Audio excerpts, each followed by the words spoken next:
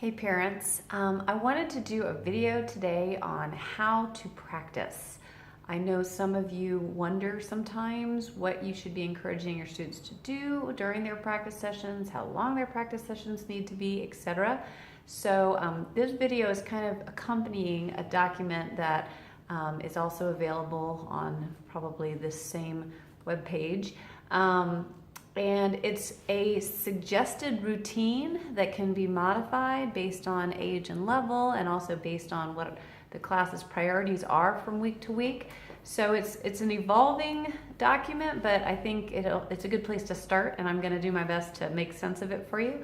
But first of all, in general, our goal is that our students are practicing with frequency, even if it's for a shorter duration. So 5 20-minute sessions a week would be a really great habit to build. If your student is able to practice more than that, then they're going to have the benefit of actually, deepening some of their understanding and conditioning themselves. So rather than just meeting the requirements of the assignments, they will actually be training, kind of compared to maybe an athlete. It's one thing to be able to attend practices and attend the games, but to also do separate strength training and endurance work and maybe ball handling skills, then they're really working on just strengthening themselves as an athlete. And so we encourage you to have your students try to strengthen themselves as a musician as well.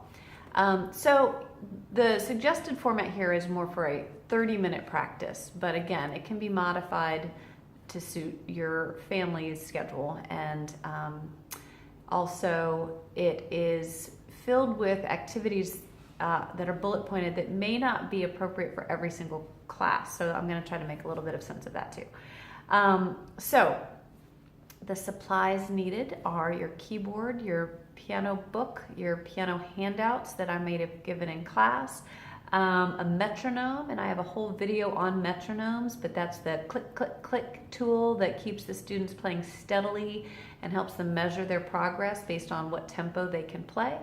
Metronomes come either built into an electric piano, you can buy a standalone, the old-fashioned ones, or the pendulum swinging back and forth. There are also apps you can put on a phone or a tablet. It would be nice if your child had access to a phone or a tablet or a computer during their practice session, or occasionally during a practice session, though it's not required.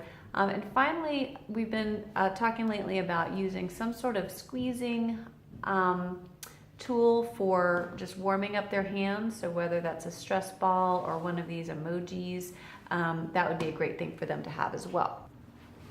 And so the first thing your student could do is to go online to studentslovepianolab.com/practice, and that's where you're going to see what they were assigned that week. It's also a place where we have videos for each class and some general just tutorial videos, as well as some trainers, just programs that the students can use to drill some of the concepts.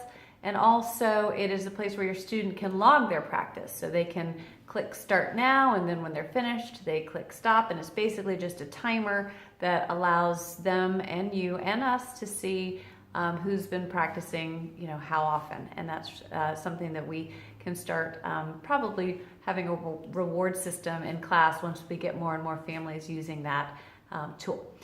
So once they've logged in and checked out what they're supposed to be doing, the first element, and I'm just going to follow along on the sheet here, is the warm-up. So warm-up is 3 to 5 minutes. As I was saying earlier, these emojis are good. I mean, literally, right now it's cold outside. My hands just really need to do a little bit of work just to kind of start to sweat a little bit. So I'm squeezing, I squeeze fast, I squeeze slow, then I squeeze 5-finger patterns, so 1 through 5, and then 5 back down to 1. And then sometimes I will ask the students to either squeeze very specific fingering patterns, like maybe the first few measures of their song is 1 3 5 5 3, and so I might suggest that that's what they squeeze when they're warming up. Also, when we get a little more advanced, we can squeeze transitions So left hand 4, right hand 2. Right hand 2, excuse me, I always say left first, so I want to make that correction. Left hand 4, right hand 2, left hand 2, right hand 4, left hand 1, right hand 5. And that can be kind of tricky, but when the music is calling for it, we like to do a little bit of that when we're warming up. Okay, another way to warm up is, they're called bone tones. And this is basically rehearsing passages, but not on the piano, on a hard surface instead. So again, just like you were doing on the squeezy, you might just 1, 2, 3, 4, 5, 5, 4, 3, 2, 1. And again, it's not just to, hit the fingers around. We're asking the students to place their hand properly in good posture with, the camera was positioned a little better. You could see, your wrist is actually below your knuckles. Your knuckles your fingertips are on the flat surface, and I'm still trying to get it right. Okay, it's better when I'm on the piano. And so they are trying to maintain that curved hand and really get some independence in their fingers, okay? So the bone tones should be done very thoughtfully and intentionally. And again, sometimes what I'm gonna do is have the class, take a part of their song and do it as a bone tone. So do it as a rehearsal before they even come to the keys. Or even if they have a written warm-up, which is coming next, I might say, do it as a bone tone before you try to do it on the piano. So again, we're just working on our finger strength and independence and agility with that. Then we have our dozen a day. So this is the written warm-up that I mentioned. So if I were to assign the students, a page from this or just one exercise from this, we would go over it in class, and then they could do it 3 different ways. They could squeeze the fingerings on the squeezies, they could bone tone the fingerings on a hard surface, and then they go to the piano. Again, they might do right hand first and then left hand, and then they might do hands together. The one thing I want to mention is sometimes a technique assignment is going to include notes on the staff that the student hasn't learned yet, because mostly what we're zooming in on is the finger numbers. So as long as I give your students a little coaching on where to start their hands, then they should be able to make it through a technique exercise, mostly by finger numbers and spatial relationships, up, down, is that a step, is that a skip, rather than actually reading it note for note. We want them to read note for note, but that's not what the technique warm-ups are about. Okay, so that can happen sometimes, so don't let your student get too nervous if the warm-up that they have looks unfamiliar. Chances are we already went over it in class, and so they should have a little bit of an idea of how to get set up for it. Okay, another written, I took it into the other room, another written warm-up is our Hanon, and that's for my more advanced students. And then we also do scales and arpeggios. Again, that's for the more advanced students.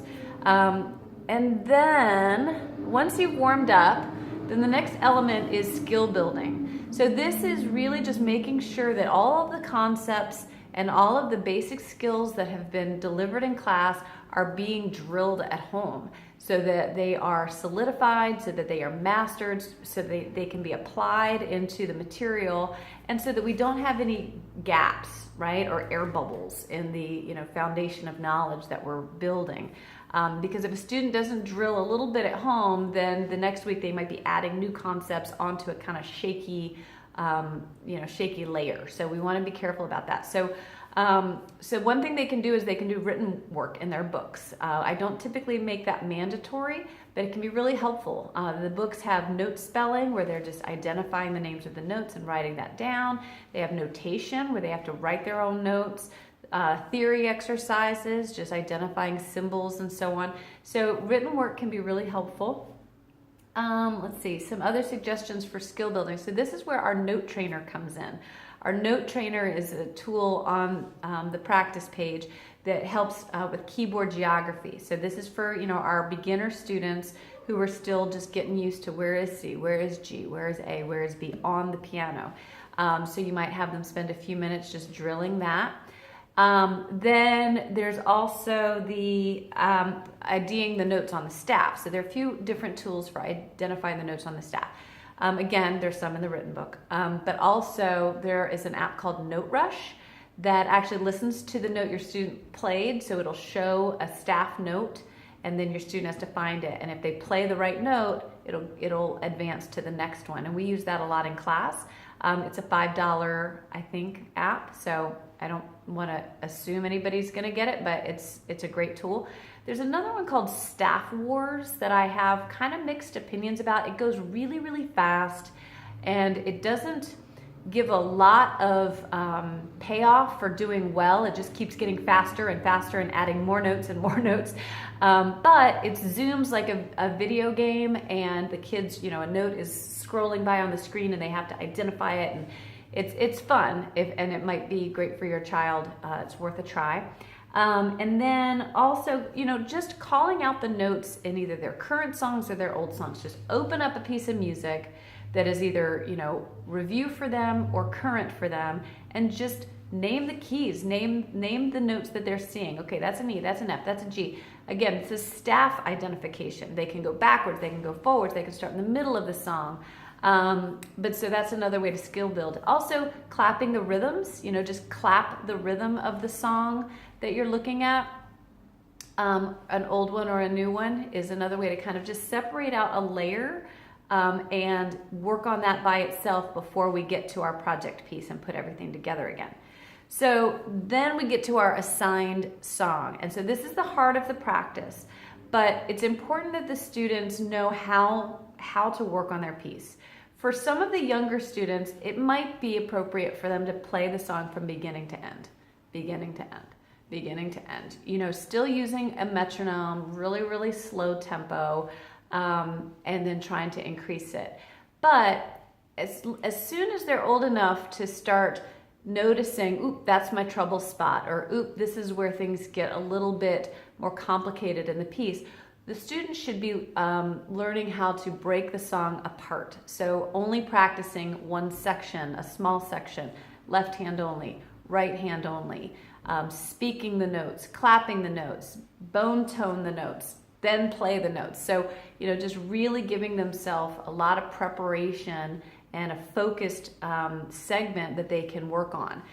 Again, the metronome is essential. They need to have a metronome telling them how to maintain their speed, and they need to be counting, because a lot of what comes into the classroom, even with my really excited students who practiced really hard that week, is they weren't counting. So they're playing the notes, and they might even be playing them super fast, but their half notes are not lasting 2 beats compared to the quarter notes that are 1 beat compared to the eighth notes that are half a beat. And then they get a little bit deflated when they realize they have to kind of slow down and bring that into the mix. So practicing with the metronome is just good for everybody.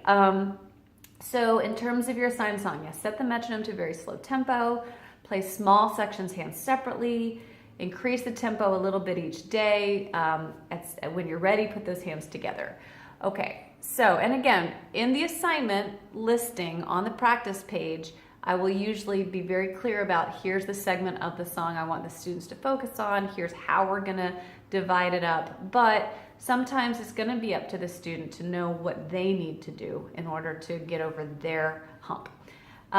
Okay, then after the assigned music, we can talk about sight reading. So sight reading for my youngest students is really about rhythm reading. So they're not necessarily reading staff notes, but they are reading rhythms. And the difference between sight reading and all the other work they did is sight reading is about being able to play something the first time, perfectly, ideally, perfectly the first time, right? So we often will go back a couple levels in terms of what they're capable of learning to play to something that they ideally can play on sight.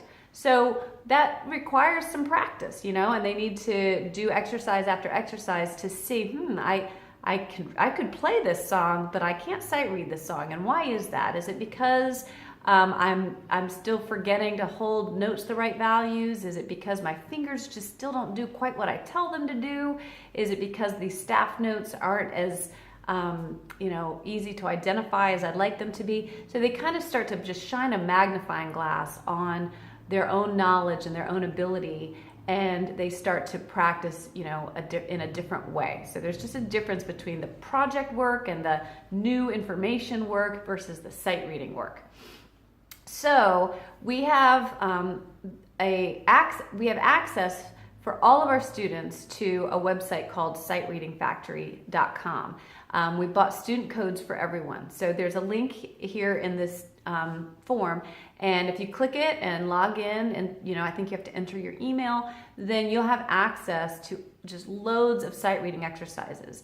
And we have created assignments inside of Sight Reading Factory that are specific to your student. So we have assignment for rhythm reading level 1, staff reading level 1, rhythm reading level 2, staff reading level 2, okay? And so we've kind of created those levels using the Sight Reading Factory's tools and kind of just tweaking them a little bit to match the needs of our students. So your students should start with rhythm reading level 1 and go log in and click through to that assignment, and it'll just generate exercise after exercise for them to try.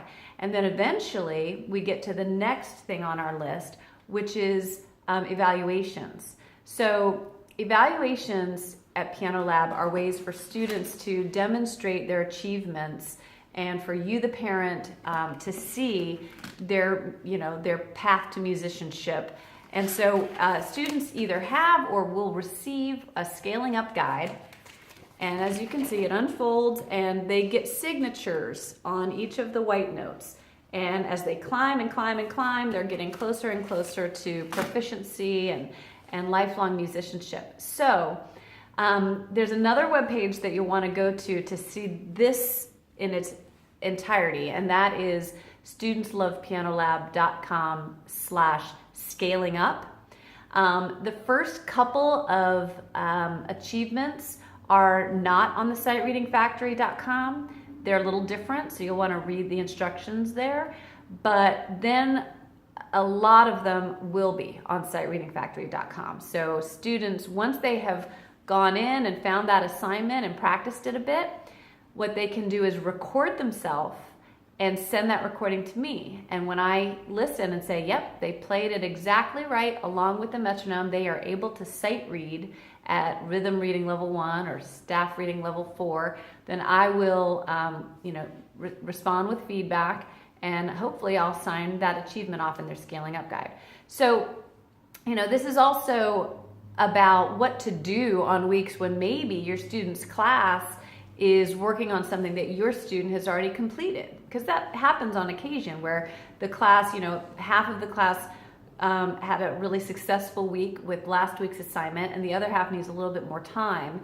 So those students who are farther ahead, they might spend this week working on some of their skill building and extra warming up and so on, but also their evaluations. So again, this document that you're looking at and even this video, it's just the tip of the iceberg. We'll be, communicating a lot more in terms of ways that your student can, have effective practice sessions.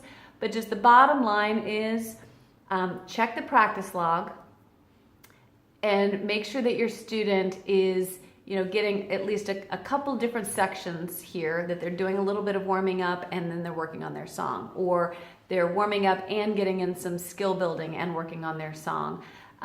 Take advantage of our note trainers, take advantage of our videos, and let us know if you have any questions, because we want to make sure that your students' time at the piano is fun for them and that it's productive. So thank you so much, and we'll see you soon.